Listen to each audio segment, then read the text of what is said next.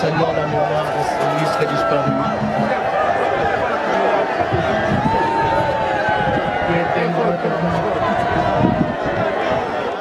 Bamambo ya gouvernement, famille, corps professoral, amis et connaissances, ba étudiants pe ba étudiantes na ba anciens, ba yaki ebele mokolo ya jeudi 13 août 2020 pour na ko rendre hommage ya Souka na feu président directeur général et Institut supérieur de l'informatique, programmation et analyse Martin Ekanda Onyangunga. Na kati ya foule tukoki ko remarquer présence, il y a les amis d'Alain Mbolela. Alain Mbolela Oyazali, président de la communauté congolaise vivant dans Williston Nord, Dakota, aux États-Unis d'Amérique, azalaki non seulement assistant ya Izipa, kasi moko pe parmi batu oyo ba partager ba bon moment na PDG Martin Ekanda. Surnommé le Donald Trump congolais, Alain Mbolela, ce jeune dynamique, azalaki valablement représenté na staff Mobimba conduit par Junior Chibangu ou Chibangu et Justin Kazadi oyo ensemble basalaki quelques gestes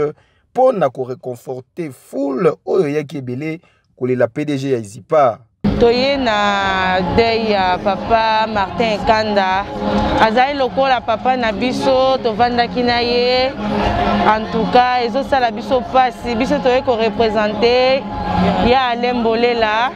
nde biso toyaki ko représenter ye eloko azalaki nango abombelaki biso baleki na ye mwa mai yango toyaki kokabola na bandeko na biso na ntango ya mawa nde yango wana toye kopesaka Nzambe merci